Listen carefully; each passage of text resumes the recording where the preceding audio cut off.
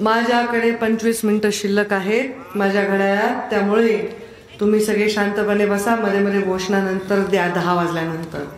आता या सभेला मंचावर विराजमान आदरणीय सुरेश अण्णा धस, मी अजय धोंडे आणि सन्माननीय व्यासपीठ, कारण मी जर सर्वांचं नाव घेतलं तर माझे त्याच्यामध्ये पण 5 मिनिटं जातील, त्यामुळे मी व्यासपीठाची क्षमा मागून सन्माननीय व्यासपीठ असं म्हणते. मी तुम्हाला दिसायला का रे? टक्के ठेव, मी छोटी वाटायची. तर आज या तिंतरवणीच्या सभेमध्ये तुमचं स्वागतच सांगून गेलंय की तुम्ही मला मतं देणार आहे. तुमचा तो धिंगाणा, तुमच्या घोषणा, ताईवर गाडीवर जा म्हणून मला आग्रह, आणि तिथून इथे आल्यानंतर एवढ्या माऊल्या बसलेल्या आहेत. रात्रीच्या या सभेला एवढ्या माऊल्या बसलेल्या असताना आपल्याला आशीर्वादाची काय कमी असं माझ्या मनाला वाटलं. मला पूर्ण खात्री आहे की तुम्ही मला मतदान देणार आहे, पण मला मतदान तुम्ही का देणार आहे हा महत्त्वाचा विषय आहे. या ठिकाणी सर्व लोक, सर्व विचारांचे लोक असावेत, पण मला तुम्हाला एकच विचारायचं आहे, तुम्ही मला मतदान का देणार आहे सांगा. तुम्ही काय मुंडे साहेबांचं स्वप्न साकार करण्यासाठी, वाघीण आहे वाघीण म्हणून, त्यांनी विमा द्यायला म्हणून, विकासासाठी.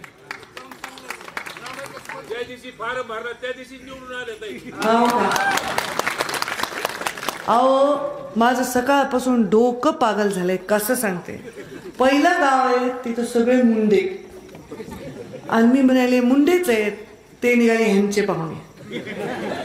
दुसऱ्या गावाला धस, ते मी म्हणाले धस म्हणजे ह्यांचे असतील, ते निघाले माझे ओळखीचे. तिसऱ्या ठिकाणी आता खेडकर म्हणून भाषण करायला, ते म्हणाले ते खेडकर आहेत तर आमचे. काय तुमच्या आष्टीतले गडबडे बाबा. आणि बघा हे देवानी पण अन्न बघत बनवताना असं बनवलंय. मला आता हसू यायलंय की आपण कधी असा विचारच केला नाही. काल मी आडसला होते, आडसमध्ये सत्कार चालले होते माझे, आणि प्रत्येक जण म्हणत होतं ताई आमच्यातर्फे हार घ्या, मी नाभिक समाजाचा आहे. ताई आमच्यातर्फे हार घ्या, मी परीट समाजाचा आहे. ताई आमच्यातर्फे हार घ्या, मी लोहार समाजाचा आहे. मी वाणी आहे, मी लिंगायत आहे. आणि मग एक मराठा समाज, सगळ्यांनी नाव घेतले बरं का. म्हणून असं मी आयुष्यात बघितलं नाही. 22 वर्ष मी राजकारण करायले, पण आता लोक बोलायला लागले. या मागे एक प्रेम आहे, या मागे एक भावना आहे की आम्ही बघा, आम्ही गरीब माणसं आहोत, आम्ही गरीब माणसं रोज करून खातो, पण तरी आम्ही तुमच्या पाठीशी उभे आहोत, हे म्हणण्याची त्यांची भावना आहे, आणि त्या भावनेचा मी खूप आदर करते. आज या जिल्ह्याच्या निवडणुकीकडे सगळ्यांचं लक्ष आहे. ही निवडणूक काय वळण घेते, या निवडणुकीमध्ये काय होणार. तुम्ही मला मत देणार आहेत ते माझ्या विकासामुळे देणार, तुम्ही मला मत देणार आहेत ते माझ्या गुणांमुळे देणार आहे. तुमच्यापैकी अनेक लोक माझ्या जातीचे जरूर असतील, पण तरीही मला असं वाटतं की ते माझ्या गुणांमुळेच मला मतदान देणार. कारण मी या विचारांची आहे की एखादा नेता एखाद्या जातीत जन्मतो हा एक अपघात असतो जो देवाने घडवलेला असतो, पण जेव्हा तो सर्व जातींना सोबत घेऊन जातो तेव्हा तो लोकनेता होत असतो, आणि ते मूल्य सगळ्या जाती धर्मांना सोबत जाऊन घेऊन जाणाऱ्या माणसाच्या मुलीला आपण बोलत आहोत. मी कधीच हा विचार केला नाही की मुंडे साहेब लोक प्रेम का करतात. मी हेच म्हणायचे की मुंडे साहेबांच्या गुणावर करतात. नाही तर साहेबांच्या समाजात अनेक लोक नेते झाले, पण साहेबांसारखा कोणी नाही झाला. माझ्या तर घरात नेतेत ना, माझा भाऊ नेता आहे, माझी बहीण खासदार आहे, पण मला असं वाटतंय माझ्यावर जरा काकांवर जास्तच तुम्ही प्रेम करता. मला असं वाटतं की हे जे प्रेम आहे ही माझी फार मोठी शिदोरी आहे, फार मोठी. आज निवडणूक लढत असताना दिवसभर असं वाटतं आपण काट्यातून चालतोय, हे बोलू का, ते बोलू का, ते बोलू नका, हे बोलू नका. आणि आता ह्या सभेला बसल्यावर मला वाटतं एखाद्या मुलायम साईच जणू काही कोणीतरी साई म्हणजे दुधाची साय असतील तशी माझ्या पायाला लावली. इतकी माया तुम्ही मला लावली आहे. तुम्हाला बघून माझा जीव भरून आलेला आहे. मला एक शक्ती मिळते, ऊर्जा मिळते. तुम्ही जेव्हा सांगता ताई आमची आहे तेव्हा मला कौतुक वाटतं, पण ताई कामाची आहे म्हणता तेव्हा मला जास्त कौतुक.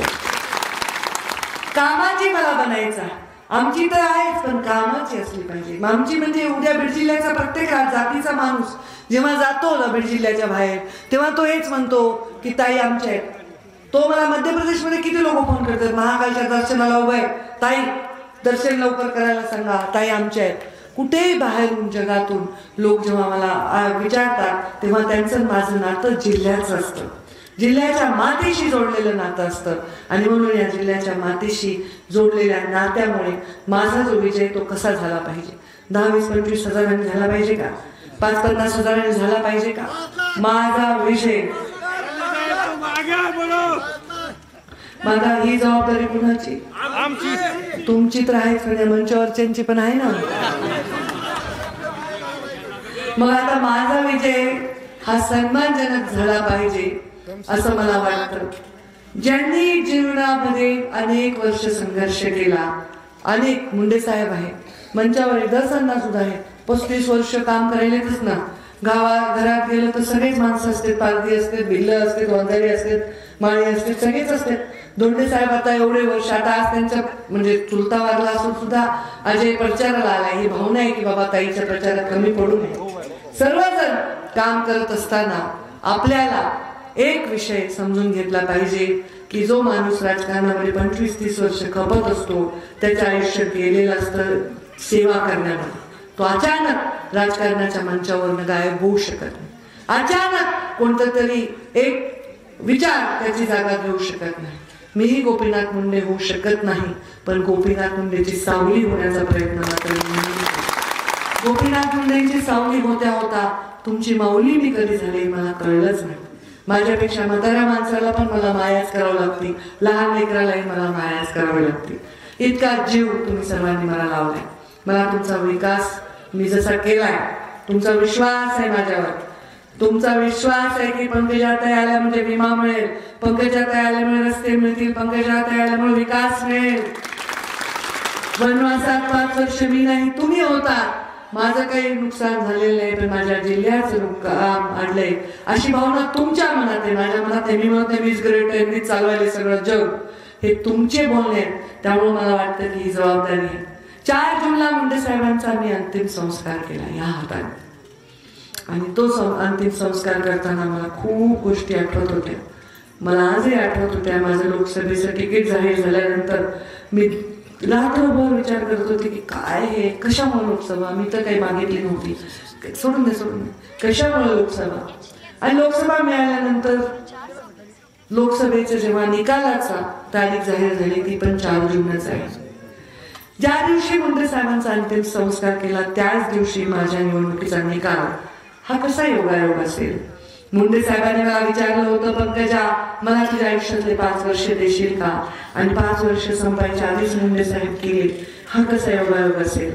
मुंडे साहेब जाता जाता त्यांचे सगळे हे जबाबदाऱ्या आहेत, त्यांनी जे लेकुरवाळा नेता असल्यामुळे तयार केलेले माणसं हे सगळे माझ्या झोळीत घालून गेले, हा निव्वळ योगायोग नसेल. भगवानगडावर मुंडे साहेब गेले होते मंत्री झाल्यानंतर, तेव्हा पत्रकारांनी त्यांना विचारलं तुम्हाला भगवानगडावर नेहमी दिल्ली मुंबई दिसते, आज काय दिसते, तर त्यांचं शेवटचं उत्तर होतं हे 1 मेची गोष्ट आहे, मला वाटतं का 30 मेची गोष्ट आहे का 1 जूनची. तेव्हा ते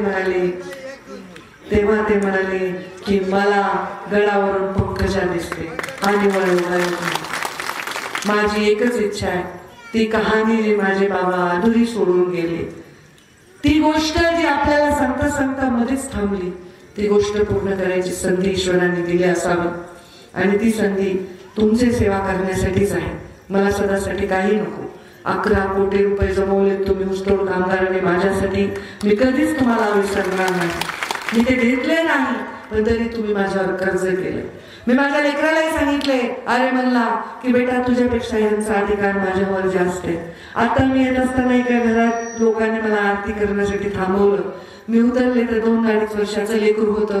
उडीच मारून मग छोटे शबाकडसारखी माझ्याकडे येऊन बसलं. असं घट्ट मिठी मारली, मला माया केली, अगं पंकजाताई गोकायला होतं. अरे काय ना त्या लेकराला काय कळतं रे कोण पंकजाताई. हे काहीतरी दैवी आशीर्वाद आणि शक्ती आहे. हे 5 वर्ष मला मोठ्या मताधिक्याने विजयी करा म्हणणार नाही, तुम्ही विजयी करणारच आहे. पण जा गावागावात जा, प्रत्येक जाती धर्माचा, असं नाही की आपल्याच पाहुण्यारावळांचा पाया पडा की यावेळी बघा तिकडे उमेदवार उभा आहे राष्ट्रवादीचा, पण आमचा नेता उभा आहे, लक्षात ठेवा. प्रत्येकाला सांगा, आमचा स्वाभिमान उभा आहे, प्रत्येकाला सांगा. आणि पाया पडा, हात जोडा. लोकांच्या डोक्यात राख गेली. मी मगाशी एका भाषणात म्हणले, राख कधी होते माहिती? जेव्हा सगळं जळून खाक होत असतं, नेस्तनाबूत होतं, तेव्हा राख होत असते. पण मला वाटतं की जीवनामध्ये राख डोक्यात घालण्यापेक्षा डोक्यावर भस्म लावावं. भस्म हे पवित्र अग्नीतून होत असतं, यज्ञातून होत असतं. पवित्र आदरांजली, श्रद्धांजली त्याच्यामध्ये आपण जेव्हा एखादे अर्पण करतो तेव्हा ते होत असतं. माझ्या जिल्ह्याच्या विकासाचं भस्म डोक्यावर लावून आपण सर्वजण माझ्यासाठी पुढचे 5 दिवस प्रयत्न करा. पाहुणे रावळे, नाते गोते, सगळे सोयरे सगळ्यांना भेटा. दुसऱ्या समाजाच्या लोकांना भेटा, वंचितांना भेटा, पीडितांना भेटा. आणि त्यांना विश्वास द्या की पंकजाताई ही आपली कवच कुंडल आहेत. पंकजाताई असेल तर आपण सुरक्षित आहोत, आपले हक्क सुरक्षित आहे. अशा प्रकारचं तुम्ही त्यांना आव्हान करा आणि त्यांना दाखवा 5 वर्षात माझ्या हातून झालेला विकास. आणि दाखवा उद्याची स्वप्न. तुमचं कुठलंही स्वप्न मी ठेवणार नाही, प्रत्येक स्वप्न पूर्ण करेल. माझ्या या वचनासकट मी माझ्या वाणीला विराम देण्याच्या आधी हात जोडून परत एकदा तुम्हा सर्वांना 13 मेला मला मोठ्या मताधिक्याने विजयी करा अशी मागणी करते. माझ्या माय माऊलींना सांगते की तुमचा आशीर्वाद फार महत्वाचा आहे, मोलाचा आहे. तुम्ही निस्वार्थ आहात, तुम्ही माझी भावना समजू शकता. बाबा आपल्या पित्यावरचं प्रेम, आपल्या कुटुंबाला सोडून ताना, लेकरू रडताना, त्याला ताप आलेला असताना, तो खोकत असताना, त्याला बरं वाटत नसताना, लेकराला सोडून जाताना आईला काय यातना होतात हे तुम्हाला माहिती आहे. या यातना मी सहन केल्या. 1.5 वर्षाचा माझा मुलगा आता 22.5 वर्षाचा झाला, तरी मी सेवा करते. आणि ही सेवा करण्याची माझी संधी हुकली. आता कुठलाही कारस्थान होता कामा नये, आता कुठलीही भूलचूक होता कामा नये. आता डोळ्यात तेल घालून, स्वतःच्या पायाला भिंगरी लावून 5 दिवस तुमच्या आयुष्यातले मला द्या. 5 दिवस, काय तारीख येऊ द्या, 6, 7, 8, 9, 10, 5 दिवस मला द्या. माझे 5 वर्ष सालवेड्यासारखं माझ्याकडून काम करून घ्या. हा विश्वास तुमच्या मनामध्ये घेऊन माझ्यासाठी मतं मागायला जा आणि मला भरपूर मताने विजयी करा. धन्यवाद. जय हिंद, जय महाराज.